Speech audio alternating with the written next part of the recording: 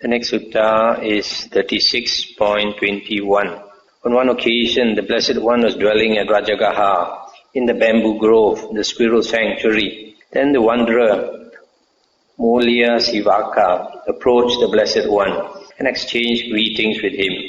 When they had concluded their greetings and cordial talk, he sat down to one side and said to the Blessed One, Master Gotama, there are some ascetics and Brahmins who hold such a doctrine and view as this. Whatever a person experiences, whether it be pleasant or painful, or neither painful nor pleasant, all that is caused by what was done in the past. What does Master Gotama say about this? In other words, I was trying to say that all feelings are caused by karma, past karma.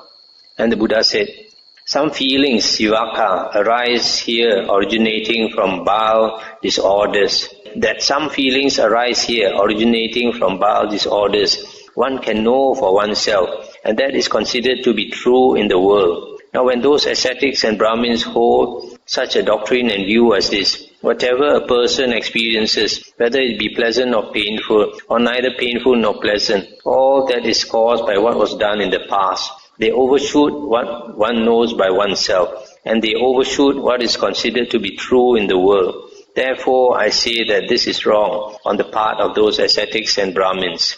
Some feelings, sivaka, arise here originating from phlegm disorders, originating from wind disorders, originating from an imbalance of the tree, originating by change or produced by change of climate, produced by careless behavior, caused by assault. Assault is chance, external happenings, and finally produced as the result of karma.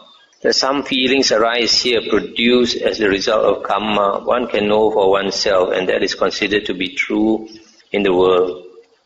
Now when those ascetics and Brahmins hold such a doctrine and view as this, whatever a person experiences, whether it be pleasant or painful, or neither painful nor pleasant, all that is caused by what was done in the past. They overshoot what one knows by oneself, and they overshoot what is considered to be true in the world. Therefore, I say that this is wrong on the part of those ascetics and Brahmins.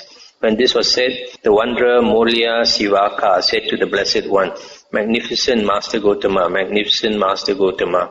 And then he took refuge in the Buddha, Dhamma and Sangha and became a lay follower. Bile, phlegm and also wind, imbalance and climate too, carelessness and assault, with karma result as the aid. So here you can see that when we suffer, that means our body suffers. There are 8 reasons. One is bowel disorder, another one is phlegm, another one because of wind, and then the 4th is because of imbalance of the tree. That means imbalance of the bile, phlegm and the wind. And then the 5th is because of climate change. 6 is because of our carelessness. 7 because of chance, external happenings. And then the 8 is because of karma. So not everything is due to karma. The next sutta, 36.22.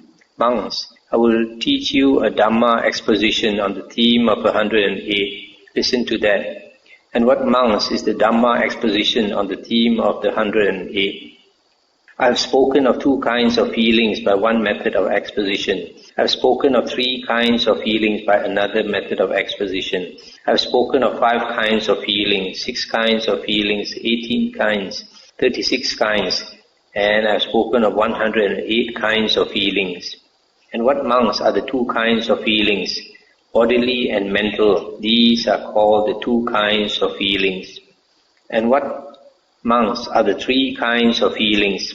Pleasant feeling, painful feeling, neither painful nor pleasant feeling. These are the 3 kinds of feelings. And what, monks, are the 5 kinds of feelings? The pleasure faculty, the pain faculty, the joy faculty, the displeasure faculty, the equanimity faculty. These are called the 5 kinds of feelings. And what, monks, are the 6 kinds of feelings?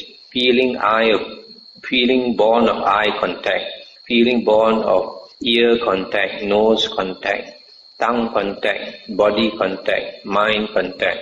These are called the 6 kinds of feeling. And what monks are the 18 kinds of feelings?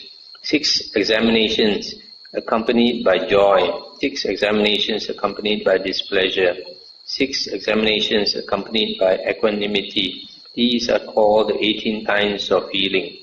How do you get the 6? It must be the 6th sense, at the 6th sense doors.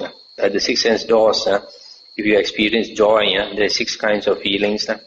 And if you experience displeasure, there is another 6 kinds of feelings because of the different bases.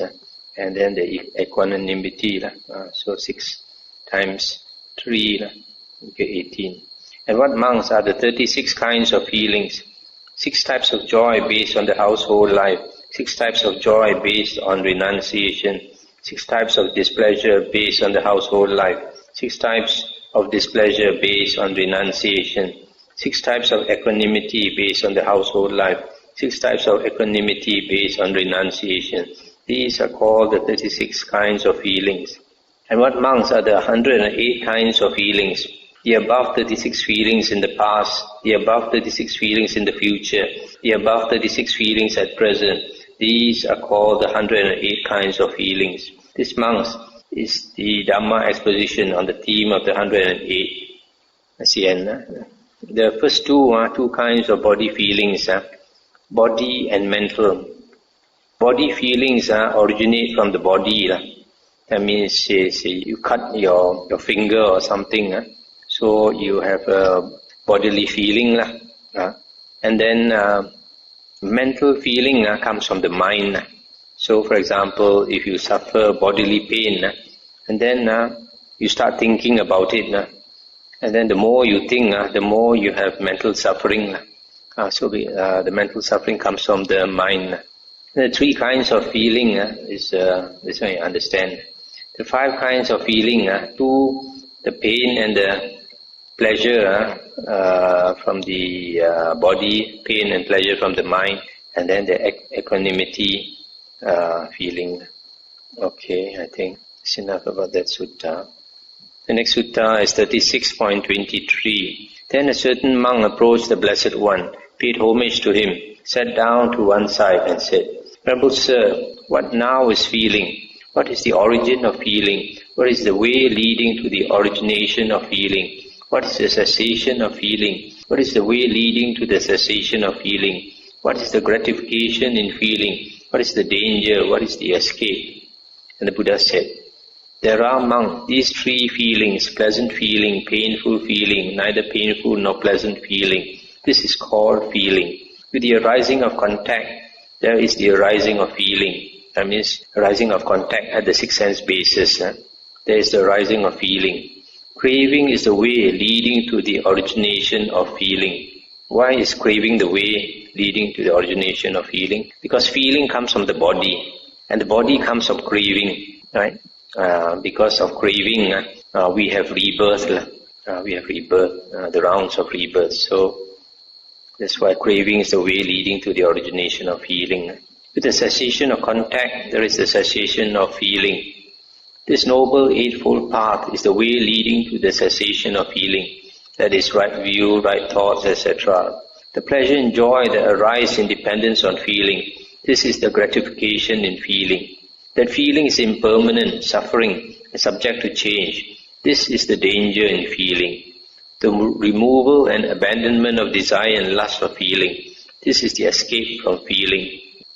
That's the end of the sutta. So here you see, it's a very concise explanation of feeling. The feeling arises from contact at the 6 sense basis, and then the origination of feeling, feeling comes from the body, and the body comes from craving that produces the round of rebirths.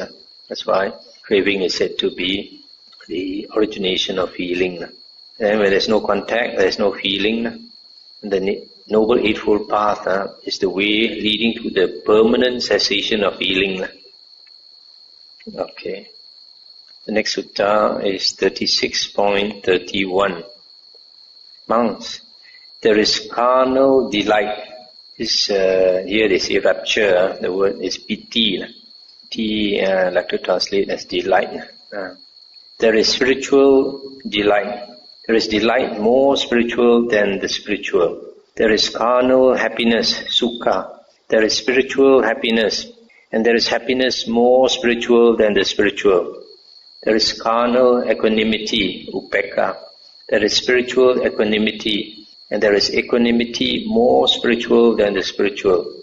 There is carnal deliverance or liberation or release. The Pali word is vimokha. There is spiritual release. There is release more spiritual than the spiritual. And what monks is carnal delight? There are monks. These 5 causes of sensual pleasure. What 5? Forms cognizable by the eye that are lovely, enticing, etc. And then sounds, smells, taste, touch that are desirable, lovely, agreeable, pleasing, sensually enticing, tantalizing. These are the 5 causes of sensual pleasure. The delight that arises in dependence on these 5 causes of sensual pleasure. This is called carnal delight. And what, I'll stop here for a moment. This delight, piti, is not supposed to be a feeling.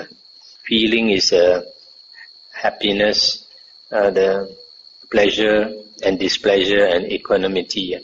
But this piti is not exactly feeling.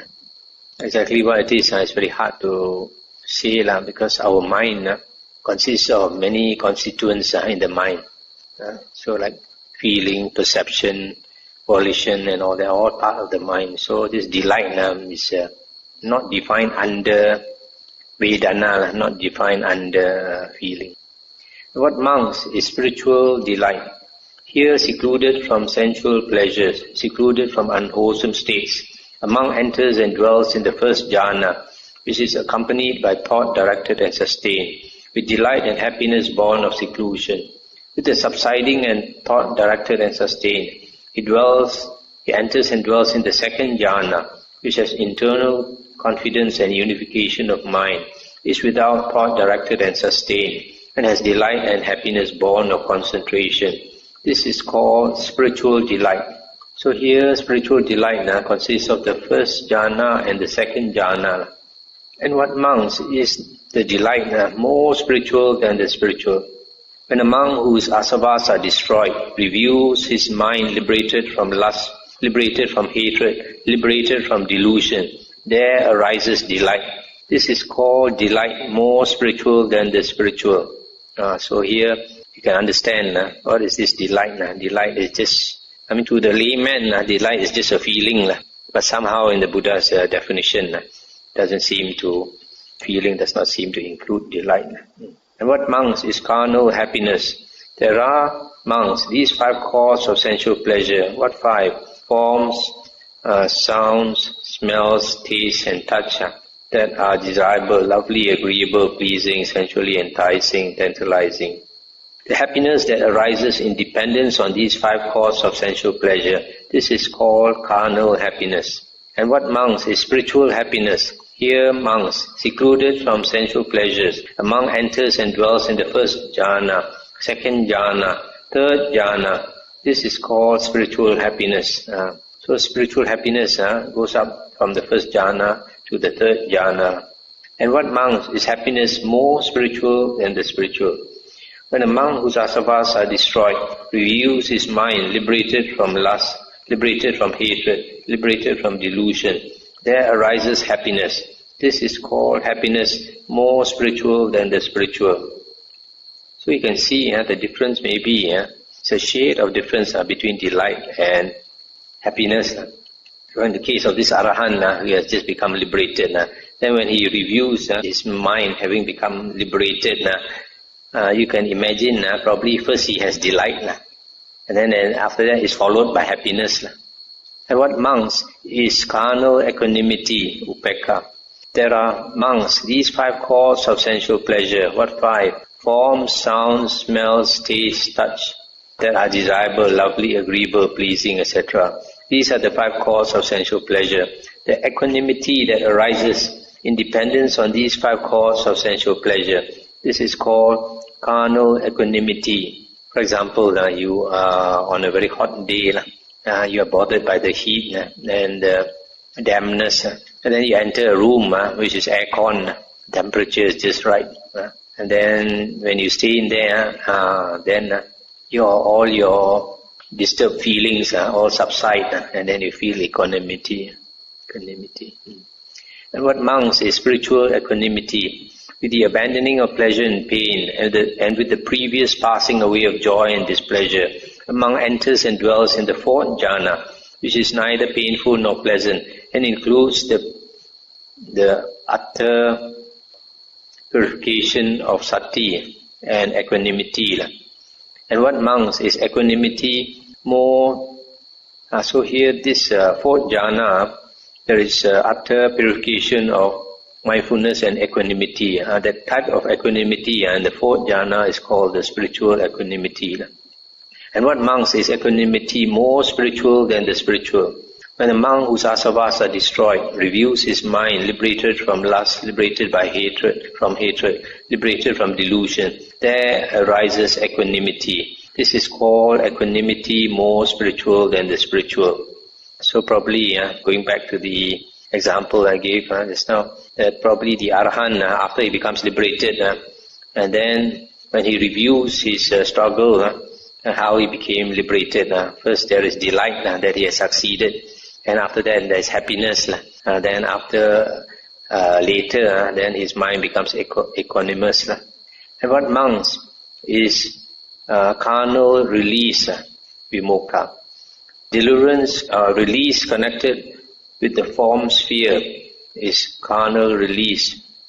It probably means attainment of the rupa jhana. And what monks is spiritual release. Release connected with the formless sphere is spiritual release. Probably means the arupa jhanas. And what monks is release more spiritual than the spiritual. When a monk whose asavas are destroyed reviews his mind, liberated from lust, from hatred, from delusion, there arises release. This is called release more spiritual than the spiritual. That's the end of the sutta. I think I can stop here tonight. Just finish the Vedana Sangyutta.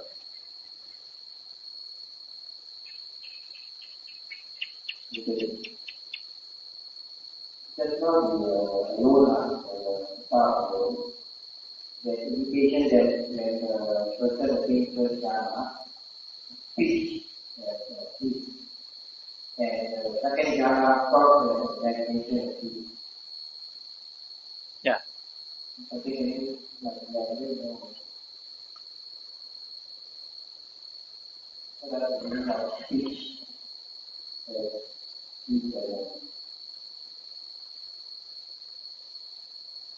When a person attains the first jhana, his mind is absorbed on the object of his meditation. He has this thought directed and sustained.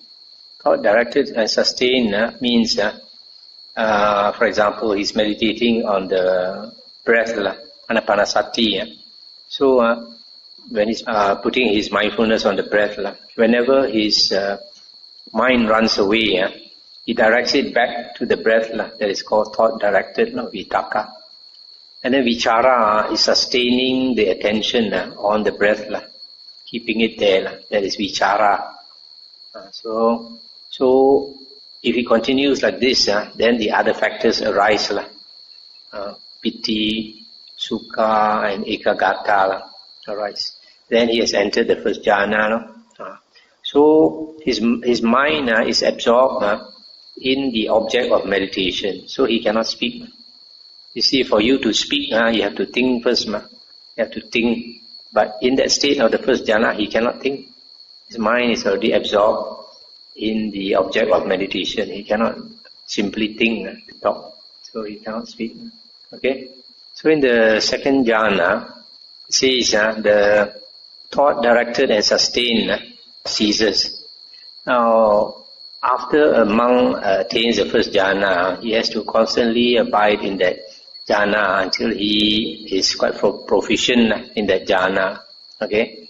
Then, later, when he wants to enter the second jhana, instead of putting his attention on the breath, because now he's become, after much practice, he has become quite steady in the first jhana.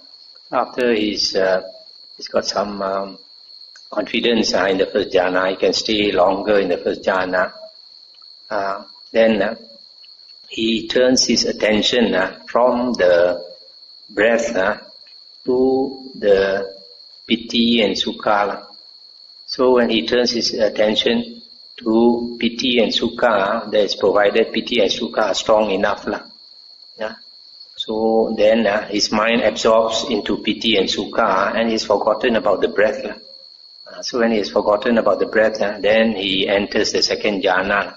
He's no more concerned with the breath. So that paying attention on the breath is that vitaka and vichara. So when he enters the second jhana, there is no more vitaka and vichara.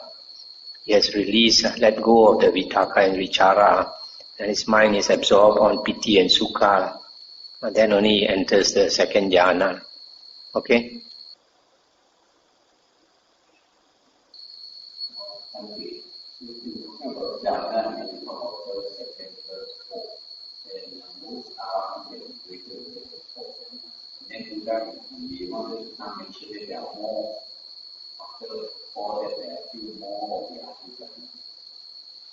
So it's actually targeting at the fourth jhana for the individual.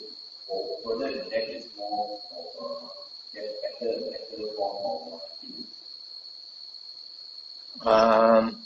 The Buddha says that perfect samadhi, samma samadhi, in the Noble Eightfold Path is the four jhanas.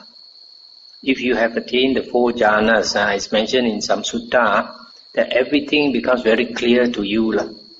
The mind becomes so clear because it's rid of all the defilements. And also you notice in the definition of the fourth jhana, there's complete purity of sati and equanimity. The mind is very equanimous, not disturbed at all.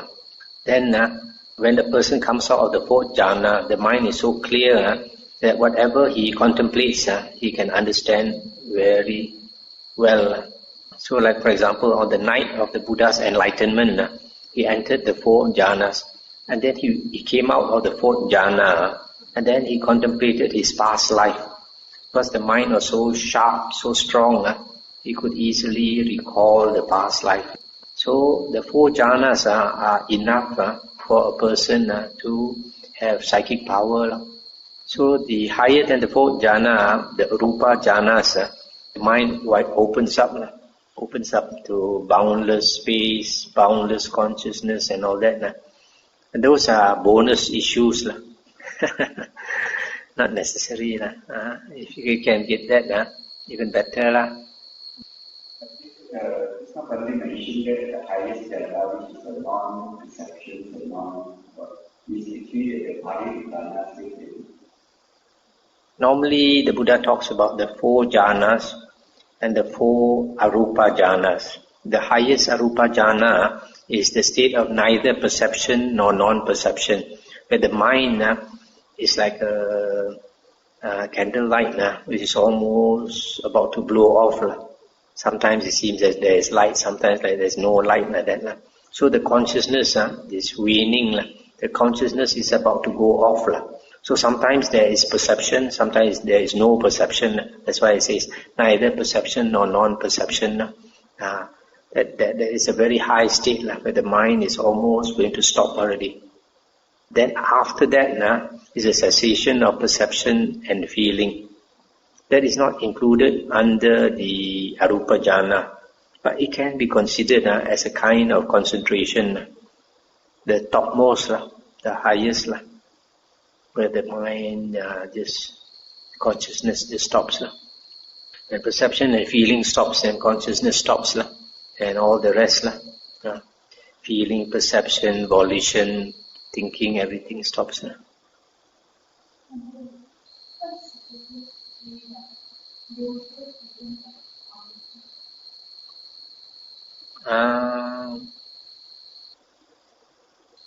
Never thought of that before.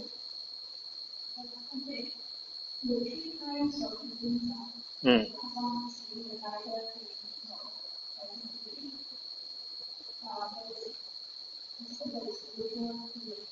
Mm.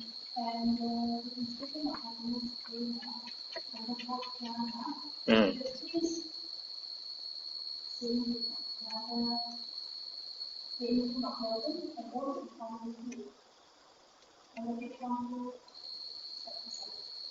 Here, Ananda, with the abandoning of pleasure and pain, is this pleasure and pain is body pleasure and pain, And then with the previous passing away of joy and displeasure, this mental pleasure and pain,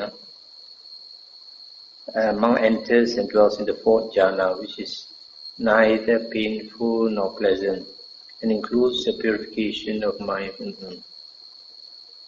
So from here it appears like equanimity is similar to the state of neither painful nor pleasant feeling.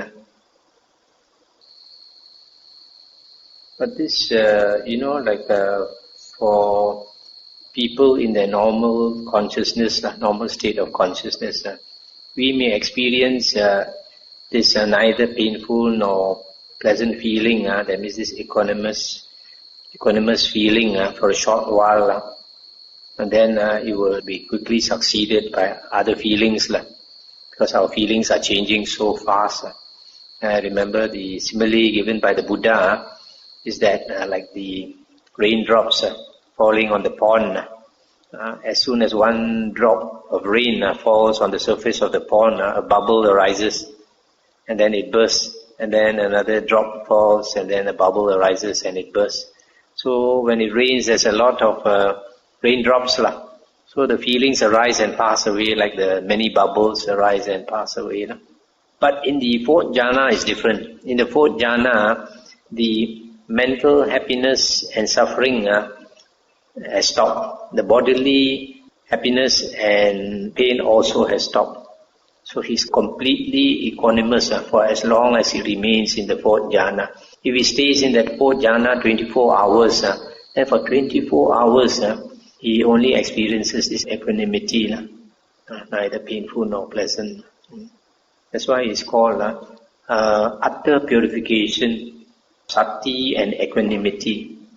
I think this translation is wrong. Purification of mindfulness by equanimity is a complete purification of sati and equanimity.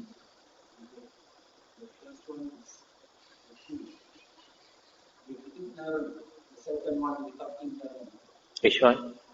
The painful, neither painful nor pleasant feeling, and another one is equanimity. Are you talking about the fourth jhana or not? I'm talking about the feeling. That one is the neither painful nor pleasant feeling.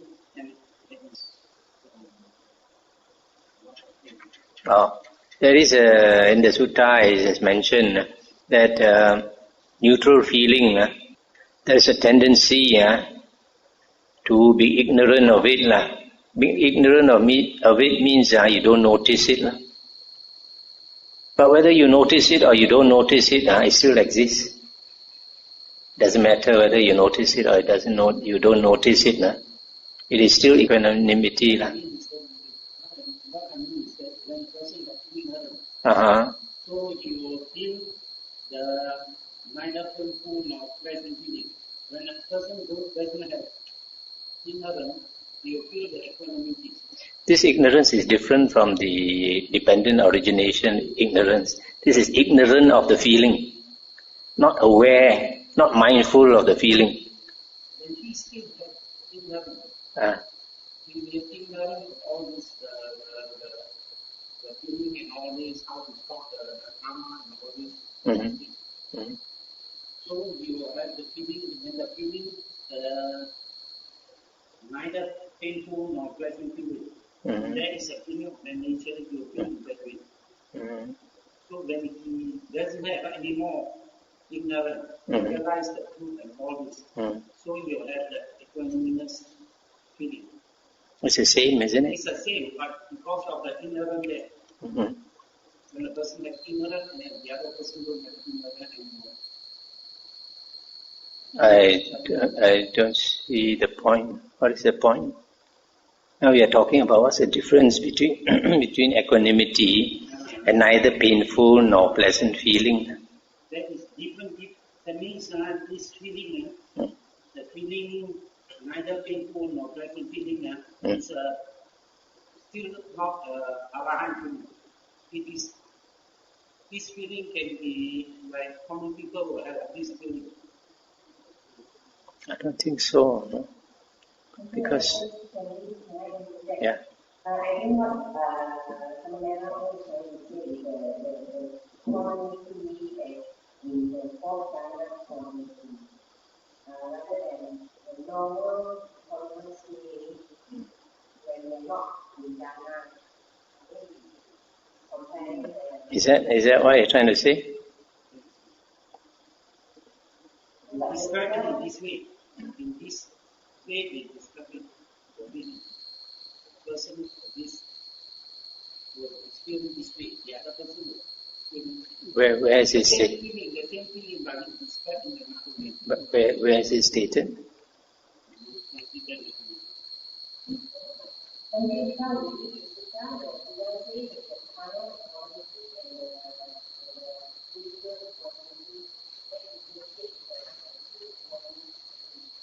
Yes. So the carnal equanimity is this sensual pleasure can also give rise to equanimity sometimes. As I mentioned, like when a person is very hot, the outside is very hot, he's bothered by the heat, so he's feeling unpleasant body feeling and unpleasant mental feeling. Then he enters the aircon room, then the aircon cools down all his feelings, then he's feeling equanimity. So this equanimity, Putu Jhana can also experience. It's also called equanimity. And then spiritual equanimity, that's on page 1285. 1285. 1285. Carnal equanimity is because of the 5 chords of sensual pleasure, he can also experience equanimity. Then spiritual equanimity is the 4th jhana. It's a higher kind of equanimity because it lasts long. If he enters the jhana for 1 hour, he experiences only equanimity for 1 hour. Whereas the other one, the first one, carnal equanimity, the feelings are changing all the time. So he may feel equanimous for a short while, and then after that his feelings change again. So equanimity is not only experienced by the Arahant, it's experienced by Putu Jhana, it can be experienced by anybody. Would you like to ask about the short formula for Sati Patana? When Buddha uses a phrase where a man would draw body in body, feeling, etc., and then having put aside covetousness for the world and grief. pleasure. Yeah. Some would grief and Yeah. pleasure. Mm. So can you explain that we have overcome the now we have overcome the concupiscences? No, you didn't notice. I explained this, I think, more than once. That if an ordinary person, you are moved by the 6 sense objects, like sights, sounds, smells, taste, and all that, because you pay attention to them. Then, when you are moved by them, when they give you pleasant feeling, you crave for it. So that craving for it gives rise to covetousness. Covetousness is wanting to covet, wanting to possess. So wanting to possess something is an unwholesome state. It's an unwholesome state. It gives rise to defilements. And then if you cannot get it, then you feel grief. The other extreme. you feel grief.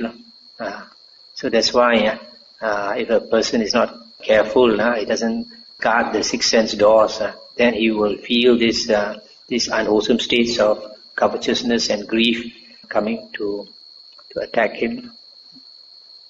Having put aside, that means he has trained his mind to withdraw from the six sense bases and put it only on the four objects of Satipatthana. So when he puts it only on the four objects of Satipatthana, then he has put aside the covetousness and the grief for worldly things, because he does not pay attention to the six sense doors. Right? So also that he can do that, it should not be preparing to meditate in order to that state. It depends, because this Satipatthana is just like concentration. If a monk is trying to practice concentration, if he has not perfected his concentration, has not attained jhana, he's only trying to attain jhana. You see? So in the same way, if a person is practicing Satipatthana, it might be that he is only trying to practice Satipatthana. He has not perfected it yet. But when he has perfected it, then he attains Samadhi, jhana.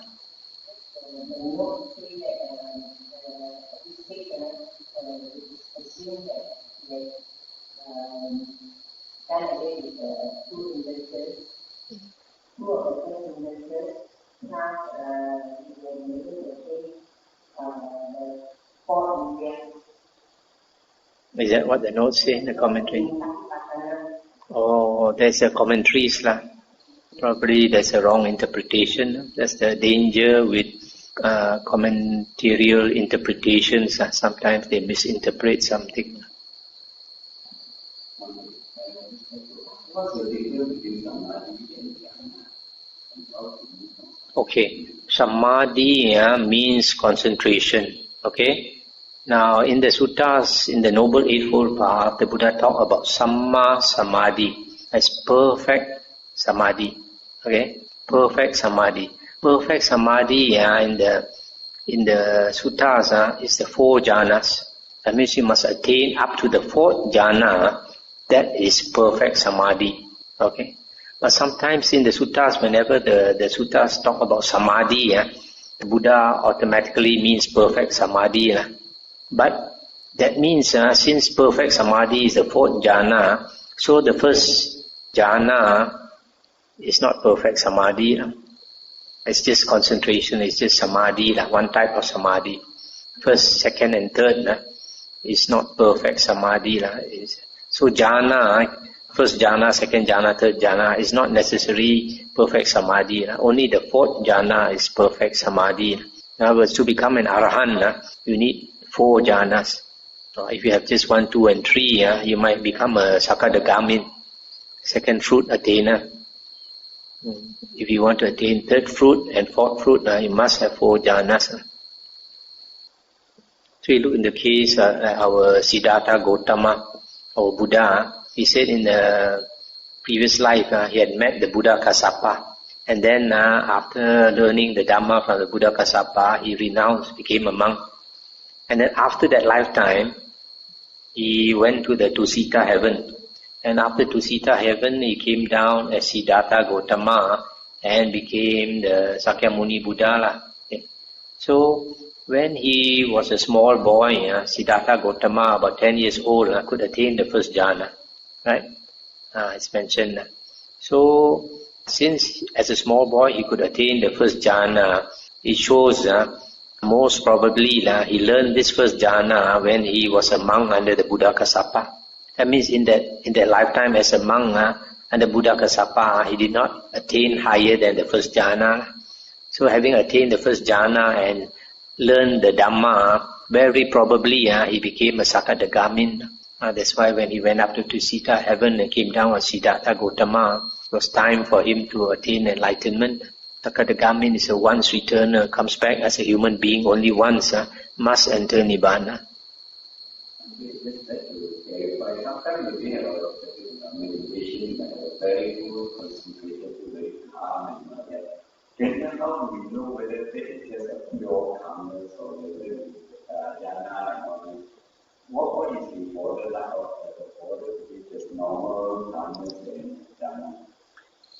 if you want to understand, then you look into the sutta, the description of the first jhana.